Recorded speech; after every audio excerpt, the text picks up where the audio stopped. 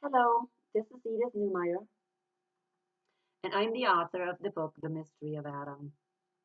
I want to just add a small, short video to my topic of divorce. This is probably not the end because I'm going to continue to research things, but I found some more evidence about um, divorce in the Bible, and especially about this original word, Greek word, apoluo, which so many people still believe should be translated in some occasions as divorce. I did two videos, I believe, on divorce, and I made it very clear that this word apoluo needs to be translated as sent away and dismissed, or and there's other translation which I will be mentioning in a little bit. But there's still people, academic people, okay, like Bible, that call themselves Bible scholars, that insist that there's actually exceptions to this rule, that you can actually translate this apoluo with divorce. And they say, well, it's just a technical word. Technically, it can be translated as divorce. And there's, I think, one Bible scholar that actually does that. And the study I found by Dan Knight, he shows clearly that this guy is just incorrect. And just the fact, that you say, oh, technically it could be translated as divorce is kind of, just for the normal mind, kind of stupid, because divorce is not a technical thing. It is really a legal thing. And so therefore, legally, you have to translate things correctly and look at what constitutes a legal divorce. Now, the thing is, the reason why people think it could be translated as divorce is because,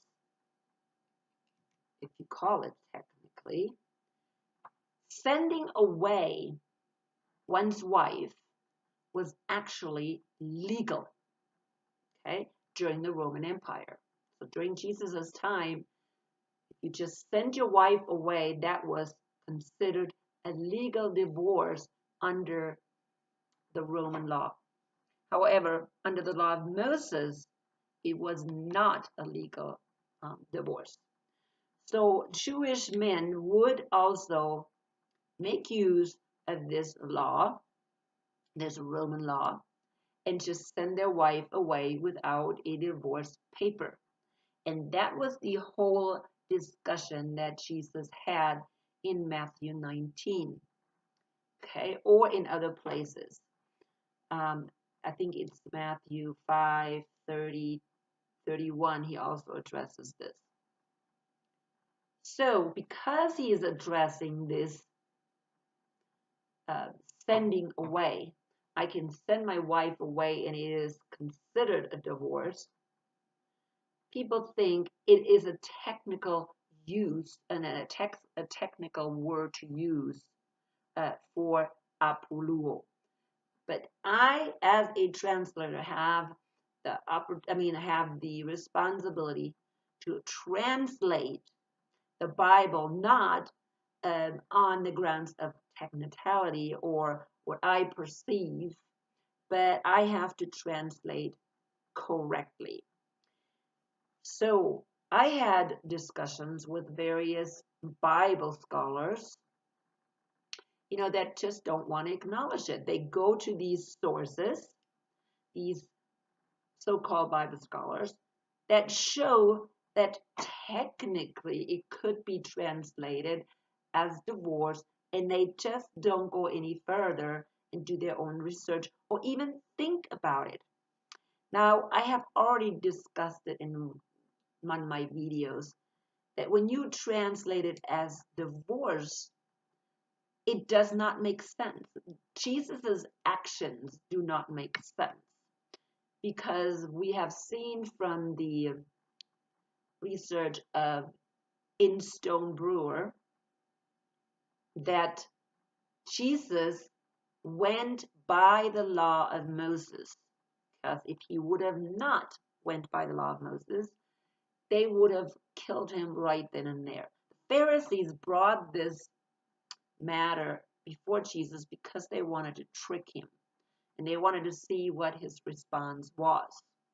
And of course, Jesus right away, first he kind of wanted to dance around and said, oh, don't you know in the beginning, he created them one, and therefore you shouldn't divorce. However, they didn't rest it with that, so Jesus went the next, or actually they came back and said, well, what does Moses say? So we want to know what you think about Moses. Are you upholding Moses' law? And of course, Jesus said, of course. What did he say? He said, you know what? Gave her a divorce paper and then apoluo her, sent her away. So that continued this whole discussion. And Jesus said, well, if you are not giving your wife a divorce paper or a get, you are causing her to commit adultery when she remarries. And also you will commit adultery when you remarry and the wife you're going to marry. So Jesus upped it a little more, as it is the case with Jesus. Now, when we translate it as sent her away like it was supposed to be done, then everything following will make absolute sense. And that's what also this Dan Knight said in his article. And the article is called, let me check it. It's called What Jesus Really Said, Putting Away the Mistranslations About Divorce. And that was published on May 24, 2010 already. So that's 8 years ago. So he did an excellent study. In his first part, he was bringing up 3 scholars that were writing about divorce, and they were mainly against divorce. They were saying that Jesus was against divorce, which he definitely, corrected their false statements. He corrected.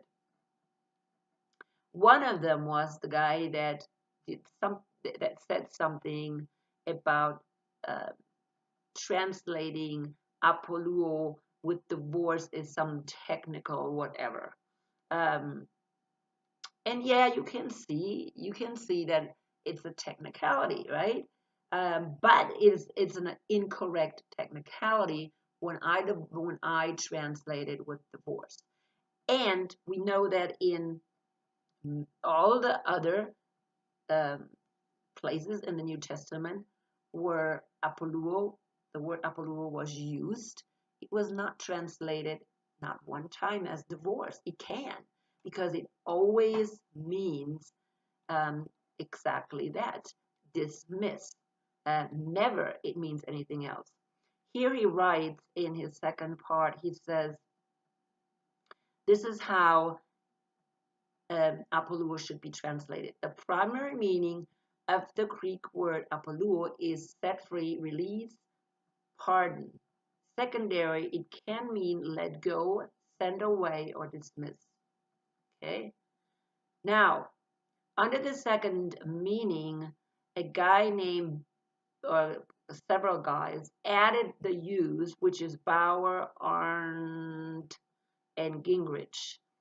Add the use of the word divorce. Okay? The extra biblical textual examples are quite weak, however, for translating apoluo as divorce. Okay? So he's saying they are very weak. Why? Because they're inferring. They're inferring that it means divorce. Because during the Roman time, it actually could be used as a divorce. But under the law of Moses, it was not a real legal divorce if you just sent your wife away. Sending away had to be accompanied with a get or divorce paper.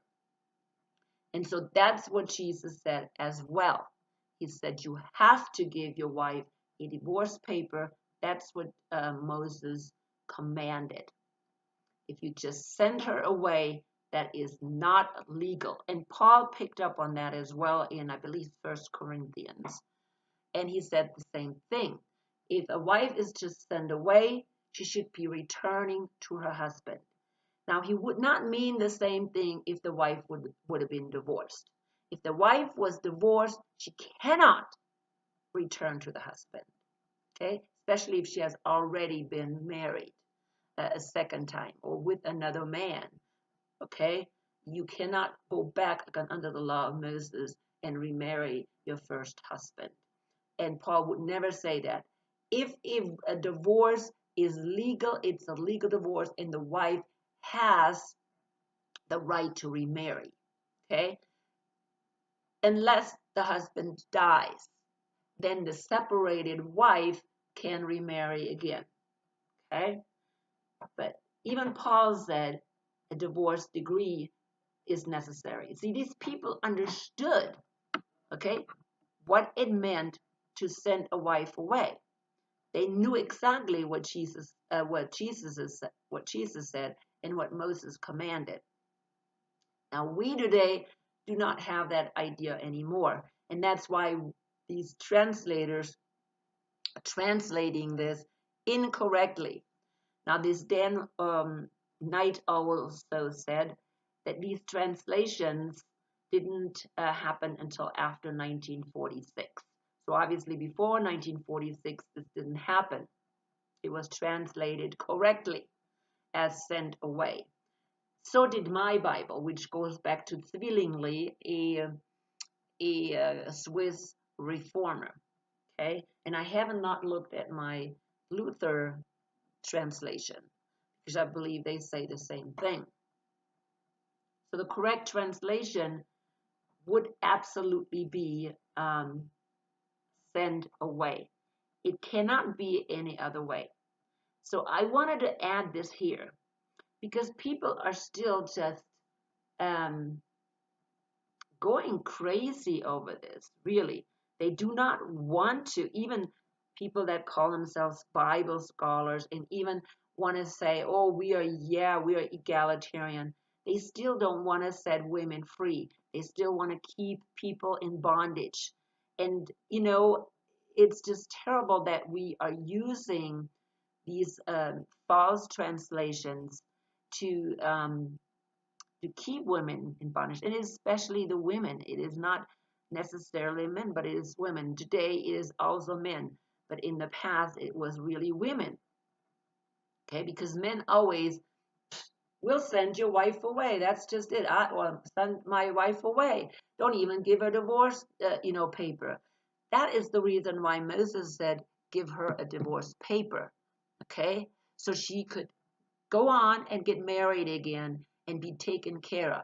Because it would have been very hard for a divorced woman that couldn't remarry to actually live. She would be doomed for prostitution, really, because that's the only job she could have. And that was the case until our day today. I mean, maybe 100 years ago. Okay, until 100 years ago. Women could not continue to live, and was simply because if you had no official divorce, you didn't have to return the dowry. So the woman did not have any money. So the money that the father gave the bride did not get returned to her. Okay, so the father even and the bride lost the dowry, and so she had no means to survive. So that's why Moses said, give her a divorce certificate, and so therefore then she can continue to remarry. So I want you to read this article. He has some excellent references um, I mean, really good. So even in people that think they're Bible scholars and they need get proof from academia and don't want to use their brain, they can look this research up. Again, you cannot believe just anybody. There's many Bible scholars that call themselves Bible scholars, but they don't do really research. Okay, they just say whatever they want. And so, we always, and I always say that you have to do your own research and you have to do your own thinking and you have to do your own praying and trust the Holy Spirit to guide you. And so, do the same thing. Read this article. It's a lengthy article. I don't know how many pages, but it's quite a lot. 39 pages. I wanted to copy it, and I'm thinking, 39 pages is quite a lot. My printer will be out of ink by the time that paper is finished. So very lengthy, very good. It also goes into the Old Testament word for divorce and how it is applied in the Old Testament. So he does a very great job.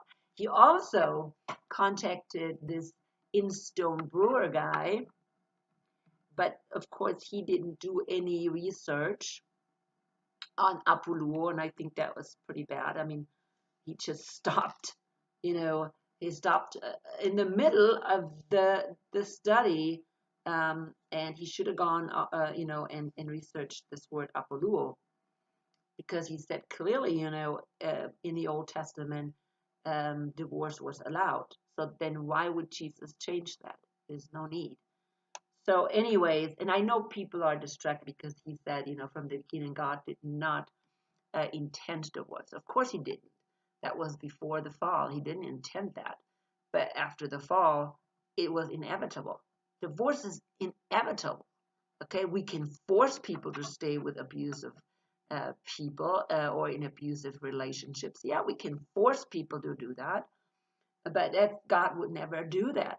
So God had to come up with a way for the people, for people that are being abused or not taken care of, or break the marriage vows to get a divorce.